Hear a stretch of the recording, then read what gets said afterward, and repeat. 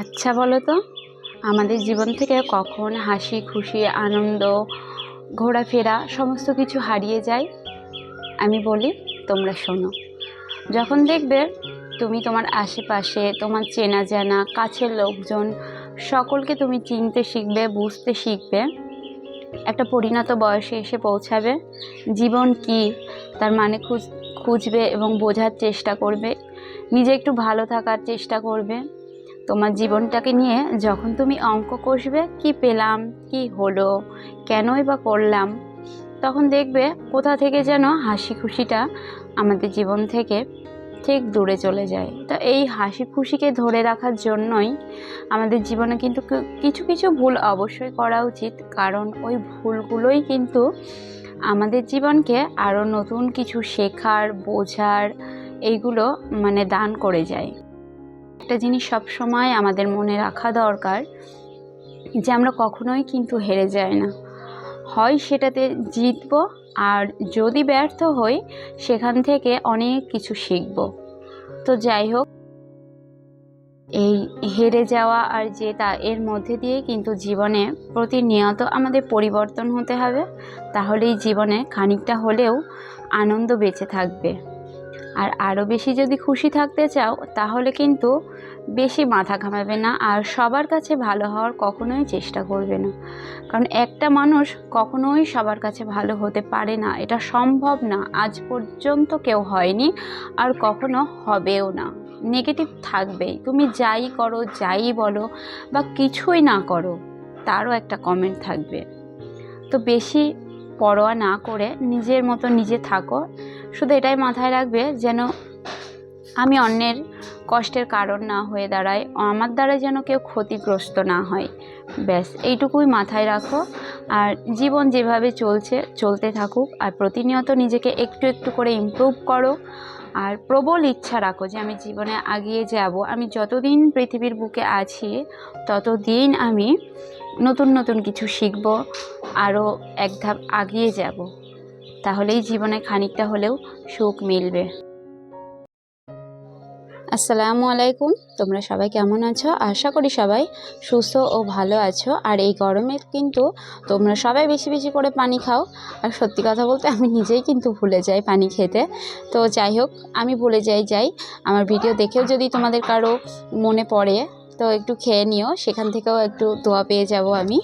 তো যাই হোক, তোমাদের সঙ্গে কথা বলতে বলতে কিন্তু আমার সকালের অনেকগুলো কাজ আমি করে নিয়েছি। বাসনপত্র মাজা, জামা কাপড় ভিজিয়ে আবারও কেচে দেওয়া, ছেলেকে আসলে কি বলতো, অনেক সকাল সকাল ওঠা হচ্ছে, এত রোদ গরম না, যত সকাল সকাল কাজ সেরে নেওয়া যায় আর কি। তো উঠে আর কি আমি বাসনপত্র মেজে ছেলেকে স্কুলে পাঠিয়ে সকালের জন্য ভাতও চাপিয়ে দিয়েছি, আর জামা কাপড়গুলোও কেচে বাইরে মেলে দিয়েছি, তোমরা তো দেখতেই পেলে। আর এই যে বলতে বলতে আমার ভাতটাও কিন্তু এখানে হয়ে গেছে। তো ওই জন্য আমি একটু এখানে আলু মাখাটা করে নিচ্ছি। আর এই শুকনো লঙ্কা আর কি ভেজে নিয়ে বা পুড়িয়ে নিয়ে আলু মাখা করলে সেটা কিন্তু খেতে ভীষণ ভালো লাগে। তো যাই হোক, তার মধ্যে আমার জানালে কিছু গাছ ছিল, সেই গাছগুলোকে আমি একটু ঠিক করে নিলাম। এত রোদ গরমে গাছগুলো নষ্ট হয়ে গেছে। শুধু টেবিলে এই যে গাছটা আছে এইটাই সবুজ হয়ে আছে, জানো তো। তো আমি বাদে সকলের খাওয়া দাওয়াটা হয়ে গেছে, ওই জন্য খাওয়া দাওয়ার পর একটু ডেটল দিয়ে আর কি হ্যান্ড ওয়াশ দিয়ে টেবিলটাকে একটু ক্লিন করে নিচ্ছি।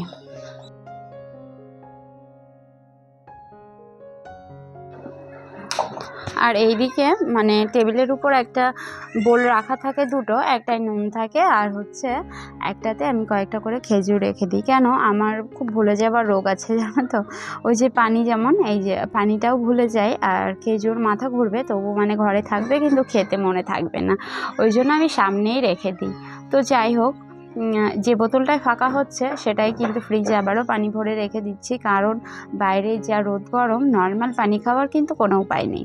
আর এই যে এখানে কিছুটা সর আমি তুলে রেখেছিলাম, আরও কিছুটা ছিল কিন্তু সেটা নষ্ট হয়ে গিয়েছিল বলে ফেলে দিয়েছি। তো এটা নষ্ট হবার আগেই ভাবছিলাম যে যতটুকু হয় আমি ততটুকুই বানিয়ে নেব।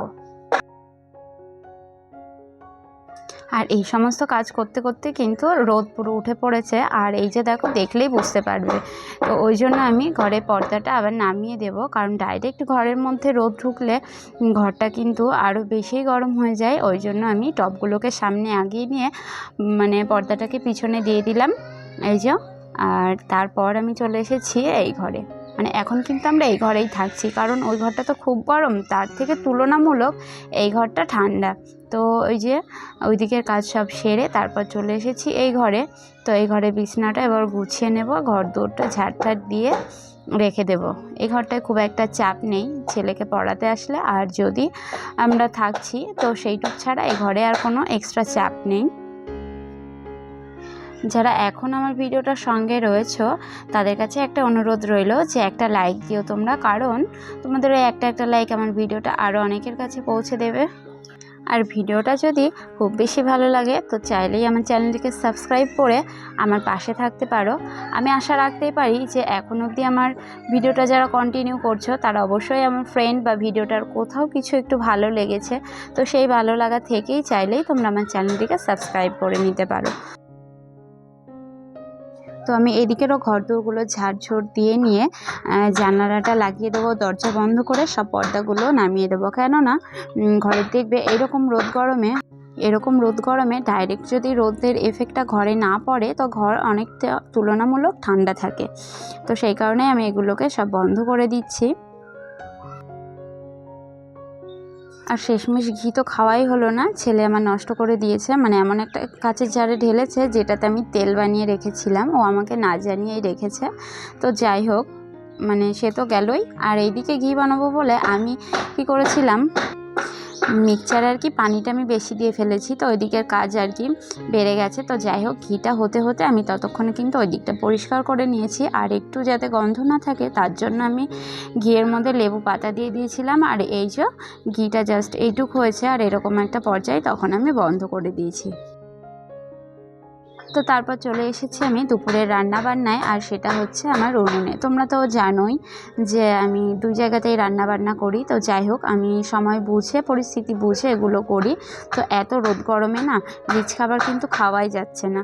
তো ওই জন্য কি করলাম, আজকে একটু মুগ ডাল করেছি, ভেন্ডি চচ্চড়ি, আর তার সঙ্গে করেছি মাঠের শাক। মানে শাশুড়ি মা তুলে এনে বেছে কুটে ধুয়ে দিয়েছে পুরো রেডি করে। তো এই তিনটে তরকারি দিয়ে কিন্তু দারুণ ভাত খাওয়া হয়েছে, আর গরমে বেশ শান্তি পাওয়া গেছে।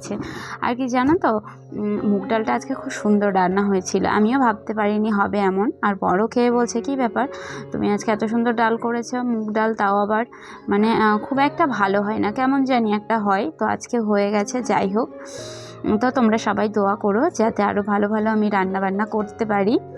তো এইবার আমি শাকটাকে আর কি একটু রসুন থেতো করে নিয়ে আর পেঁয়াজ আর লঙ্কা দিয়ে তেলটা পেরে নেব। কেন বলো তো, এই গন্ধটা খুব ভালো লাগে। প্রথমে দিলে কিন্তু এত সুন্দর গন্ধটা থাকে না, পরে দিলে এটা খুব ভালো লাগে। তো তারপর আমি আর কি আমার উনুনের পাটটা পুরো ঝাড় দিয়ে পরিষ্কার করে নিয়ে স্নান করে নেব। আর এই মাটির উনুন পাট না যদি লেপা থাকে আর ঝাড়ঝুড় দেওয়া থাকে দেখবে দেখতে কিন্তু খুব ভালো লাগে। তো যাই হোক, স্নান টান করে এখন আমি আর মেয়ে খাবো। ছেলে খেয়ে ওদিকে ঘুমিয়ে গেছে। তো মেয়ে আর কি বলছে আমি বেশি খাবো, অনেক ভাত খাবো। তো ওই জন্য আর কি ও আমার থালাটাতে বসেছে খেতে আর কি। তো যাই হোক, এবার খাওয়া দাওয়া করে খানিকটা রেস্ট নেব, কারণ সকাল থেকে উঠে না মানে একটু রেস্ট নেওয়া হয়নি। তো রান্না খাওয়া দাওয়া সব হয়ে গেছে, ওই জন্য একটু রেস্ট নিয়ে আর এই যে এখন সন্ধ্যায় চলে এসেছি আবারও তোমাদের সামনে আমার মেয়ের খাবার নিয়ে। আজকে এতটাই গরম যে আমি মেয়ের খাবার দুধ জাল করে রেখেছি, তাও দেখছি সন্ধ্যাবেলায় কমপ্লেন খাওয়াবো গিয়ে গ্যাসে বসিয়ে দেখছি নষ্ট হয়ে গেছে। তো কি করা যায়, ওই জন্য একটু ম্যাগি করে দিলাম। আর এই যে মেয়ের কিন্তু একা একা খাবার খেতে শেখার ভীষণ আগ্রহ ছোট থেকে, তো ওই জন্য ওকে দিলাম, তারপর আমি খাইয়ে দেব। তো অবশেষে আমার যেটা নিজের কাজ আর কি, সেলাই কাজে বসেছি। একটা কাঁথা আছে তো সেটাই সেলাই করছি। তো যাই হোক, আজকের ভিডিওটা এই অবধি, আর আজকে এখান থেকেই বিদায় জানাচ্ছি। সবাই সুস্থ ভালো থেকো, আল্লাহ হাফিজ, আসসালামু আলাইকুম।